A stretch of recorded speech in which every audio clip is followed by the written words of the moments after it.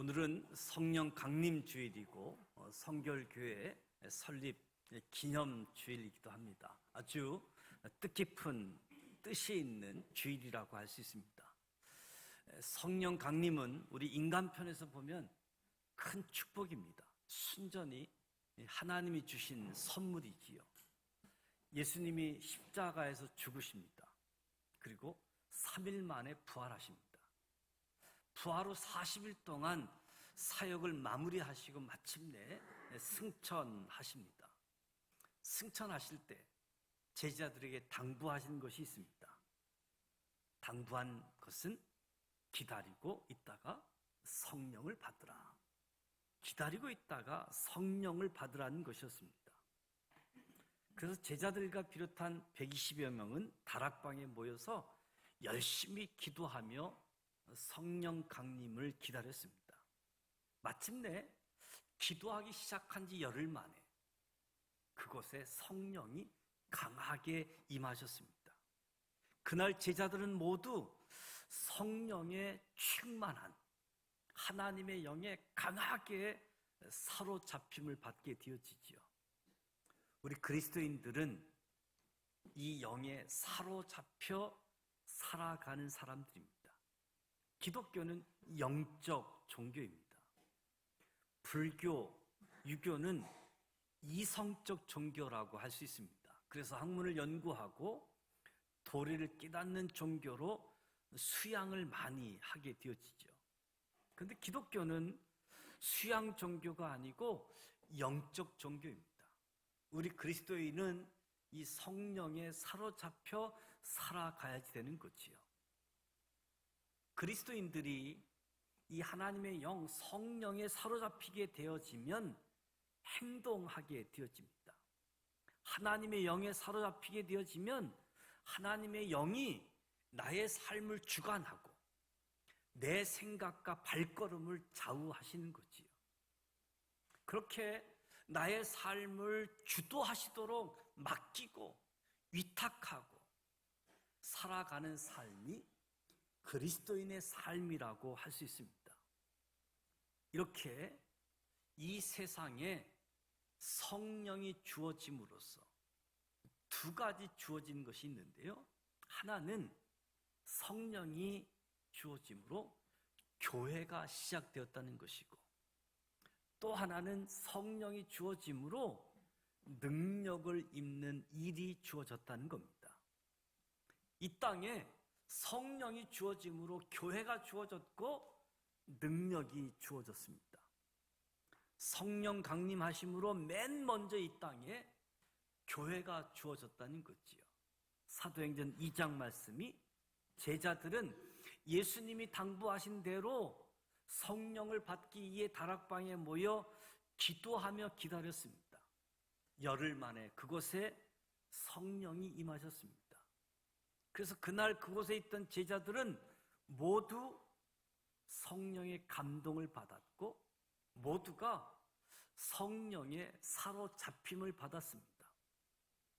성령의 사로잡힘을 받으니까 모두 하나님의 일을 하게 되어진 거지요. 나가서 복음을 전파하고 말씀을 전하고 나누고 헌신의 삶, 섬김의 삶을 통해서 세상을 변화시켰습니다. 그래서 사람들이 자꾸만 모여들었습니다. 개종자들이 늘어났습니다. 조직이 커졌습니다. 사도행전에 보면 3,000명, 5,000명, 수만 명이 회개하고 돌아왔다라고 이야기합니다. 이렇게 모인 것이 오늘의 교회가 시작되어진 것이요. 복음의 전파로 제자들에 의해서 예루살렘이 점령되어졌고 마침내 유다 온 땅이 점령되어졌습니다. 사도 바울에 의해서 아시아가, 유럽이, 로마가 점령되었습니다. 아주 무서운 기세로 복음 전파, 복음 확산이 이어져 가게 되어진 거지요. 이렇게 되어지니까 기독교 조직이 얼마나 커졌겠습니까? 조직이 크게 되어지면 자연스럽게 타락하고 인간적인 수단이 난무하게 되어집니다. 교회 조직도 타락하고 부패하고 인간주의로 가득 차게 되었던 모습을 보게 되어지죠.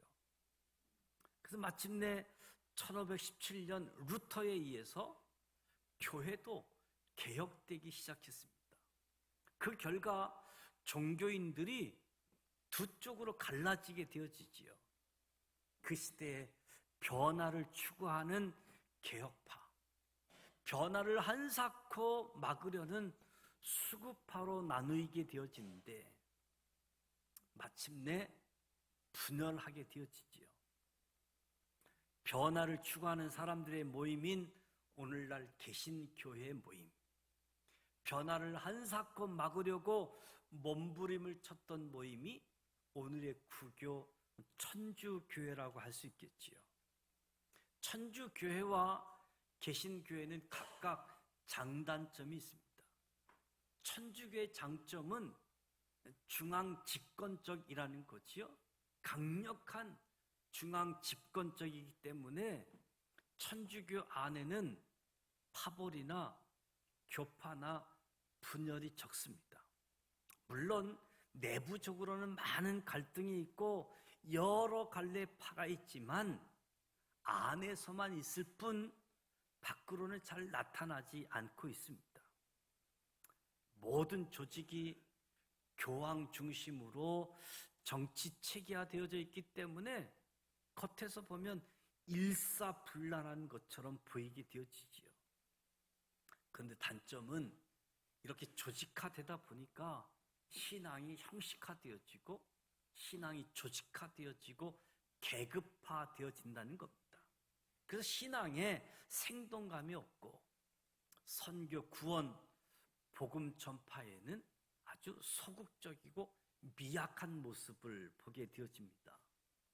그런가 하면 개신교회를 보면 참 열심입니다. 생동감이 있고 선교 열정이 뜨겁고 복음적이고 회개와 은혜의 신앙이 강하게 되어지죠. 이런 열심들이 개신교회가 부흥하게 되어지는 겁니다.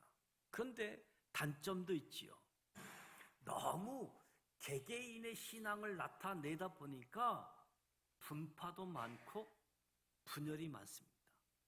이 땅에 기독교의 교파가 많은 것은 바로 이 점 때문이지요.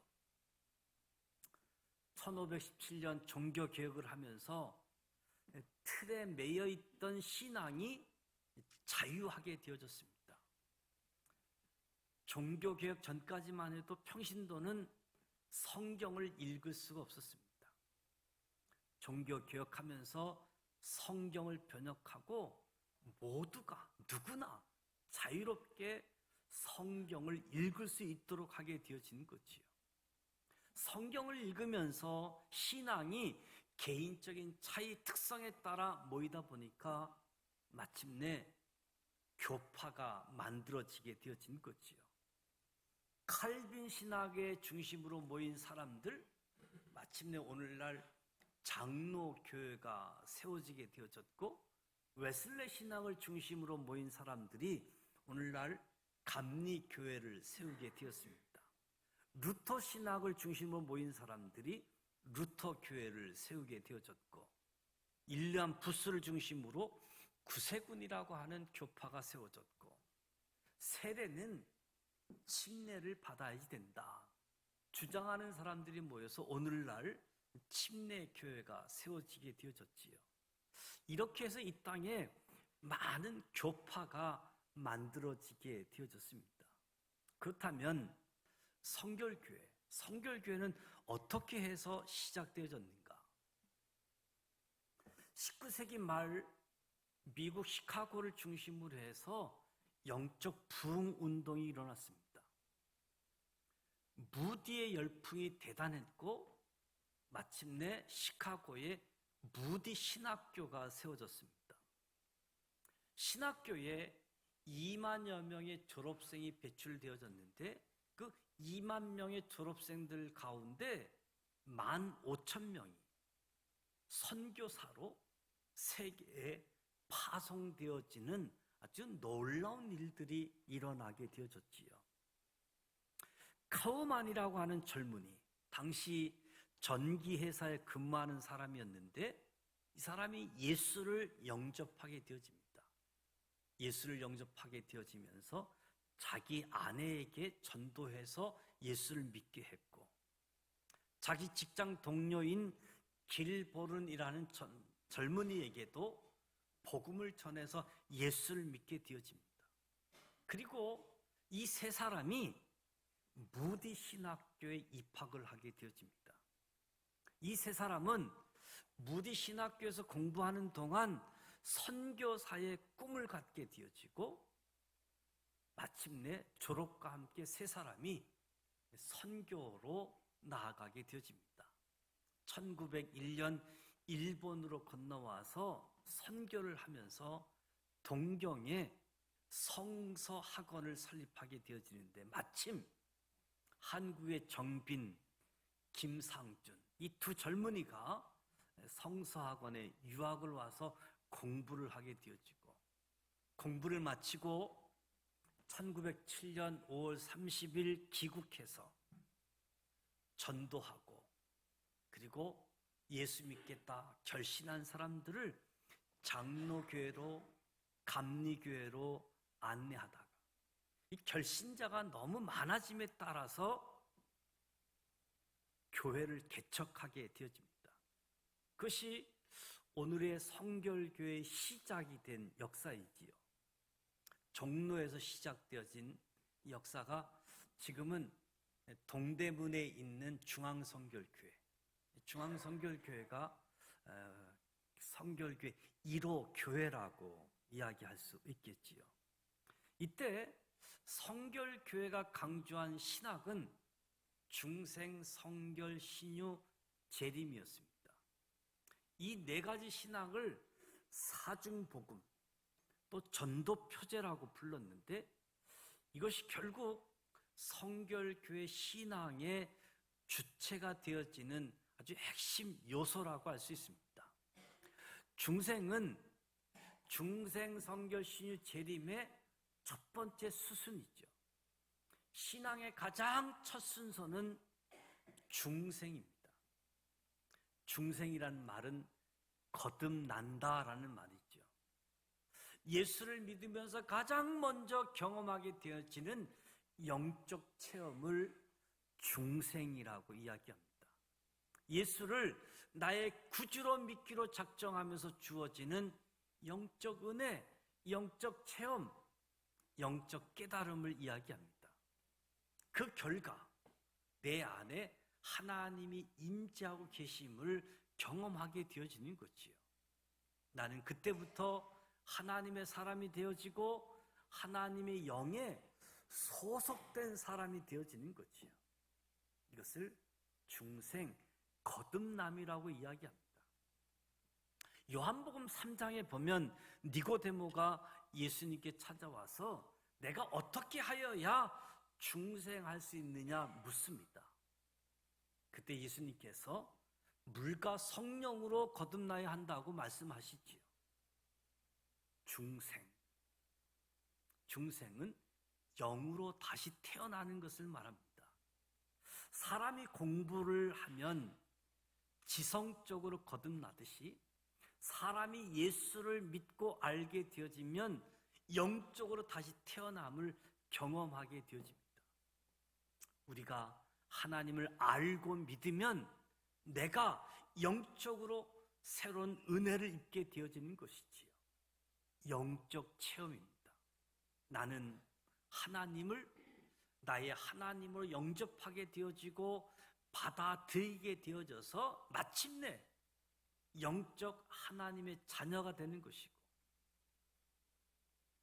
그래서 영적으로 거듭난 중생의 단계, 그래서 신앙인은 반드시 이 단계를 거쳐야 되지요. 오늘 예배 드리는 이 자리에 앉아 있는 우리는 예수 믿고 거듭난 이 영생, 이 중생의 단계를 거친 분들이라고 할 수 있겠지요. 저와 여러분이 하나님을 만나게 되어지면 영적인 능력을 입게 되어집니다.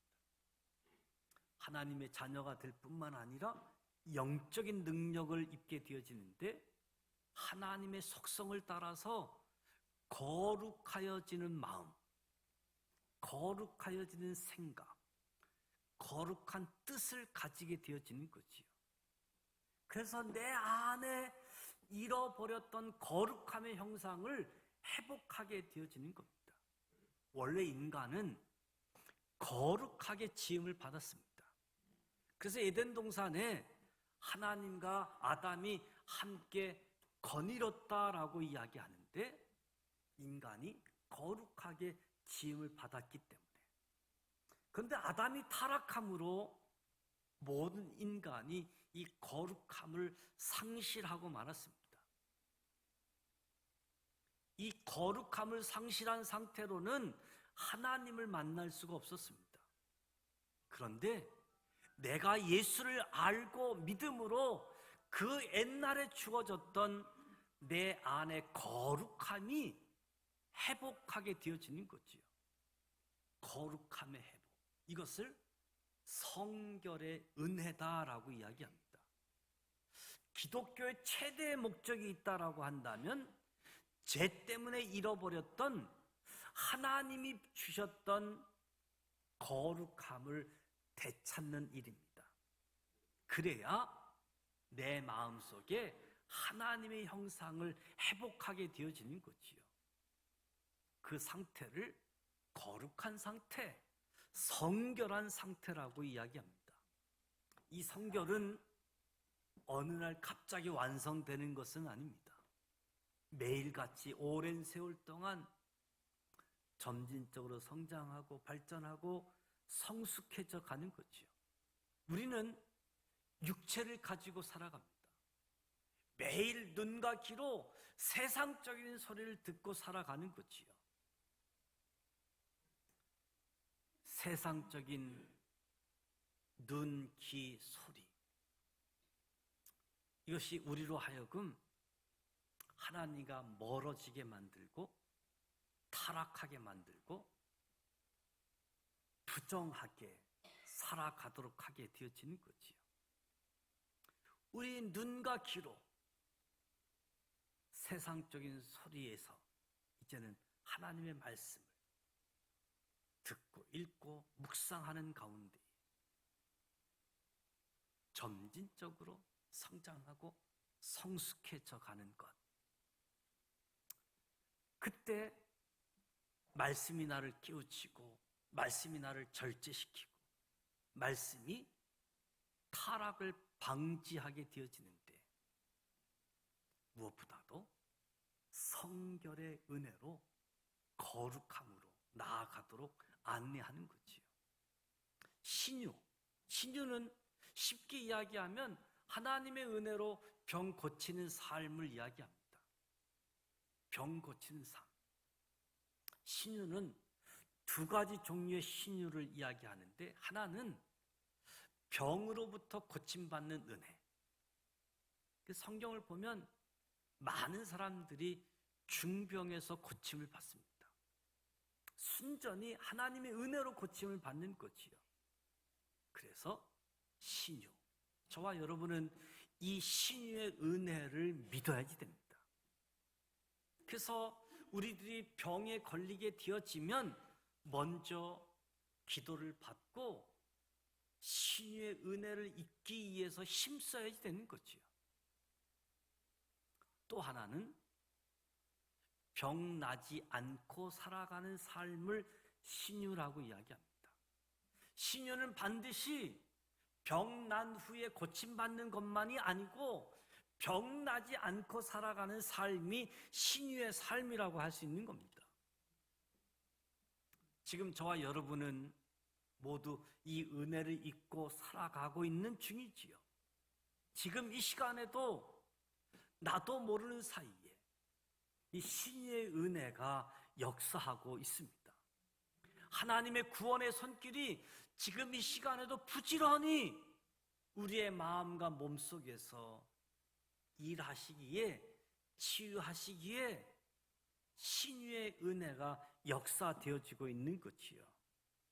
우리들이 세상을 살면서 때로 육신의 질병에 시달릴 때가 있습니다. 그때는 신유의 은혜를 사모하면서 기도할 수 있어야 됩니다. 하나님이 고쳐주시고 의사의 손을 통해서 실수 없이 잘 치료될 수 있도록 기도하는 거지요. 이것이 신앙인의 자세입니다. 지금도 내 몸 안에서 무슨 병이 고침받고 있는지 우리는 모르지만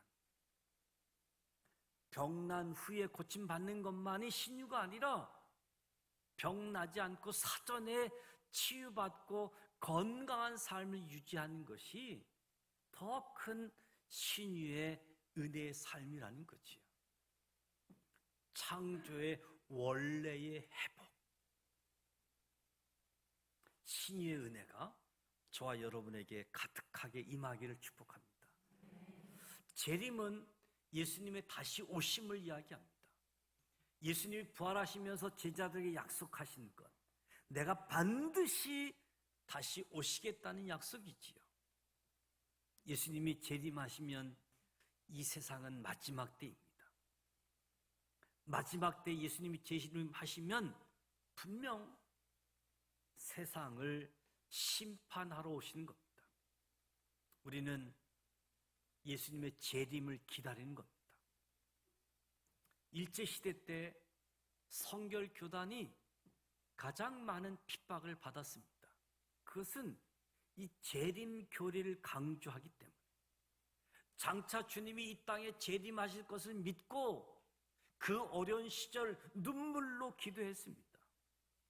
예수님이 재림에 오시면 일본의 천황도 심판받을 것을 기도했고 설교했고 강조했고 외쳤습니다. 그러니까 일본이 그냥 놔두었겠습니까? 마침내 일본은 한국의 성결교회를 폐쇄했고 해산령을 내렸던 것이요.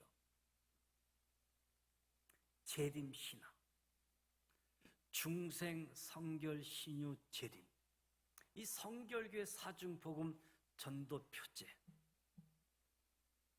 이 내용은 성결교회가 강조한 내용이지만 성결교회만의 신학은 아니지요. 중생 성결 신유 재림, 성경의 중심입니다. 성경이 강조하고 있는 아주 핵심적인 요소이지요. 그래서 누구든지 사중복음 신학을 가지게 되어지면 신앙의 균형을 갖게 되어집니다. 신앙은 얼마든지 이론화 되어질 수 있습니다. 이론을 막으려고 하면 중생의 신앙, 거듭나게 되어지면 신앙이 이론이 아니라 영적 신앙임을 깨닫게 되어지는 거지요. 성결은 구체적인 삶을 강조합니다. 신앙생활 하다 보면 신비주의로 흘러가는 경향이 있는데 성결은 구체적인 삶을 강조하고 요구하는 거지요. 신유는 성령의 임재를 확인하는 신앙입니다. 성령님께서 임재하셔서 질병을 치유하실 뿐만 아니라 질병을 예방해서 건강한 삶을 살아갈 수 있도록 하는 거지요. 재림은 장차 오실 하나님의 심판을 생각하면서 현재의 삶을 엄숙하고 경건하게 살아가도록 하는 겁니다. 주님이 재림하시는 날에 떳떳한 마음으로 주님을 맞이하는 것이 신앙 중심인 거지요. 재림신앙, 얼마나 그 신앙이 경건하고 자신 관리를 철저하게 하고 하나님 중심으로 살아가도록 하고 있지 않습니까? 그래서 성령 강림주일, 성결교회 기념주일을 통해서 성령과 교회, 성령의 역사로 교회가 시작되어졌고 또 이 성령의 역사로 중생, 성결, 신유, 재림, 이 성경의 핵심적인 요소를 다시 한번 기억하면서 저와 여러분도 하나님이 약속하신 성령, 이 성령을 사모하고 성령을 환영하는 가운데 성령 충만한 삶을 살아갈 수 있는 우리 모두가 되시기를 주님의 이름으로 축복합니다.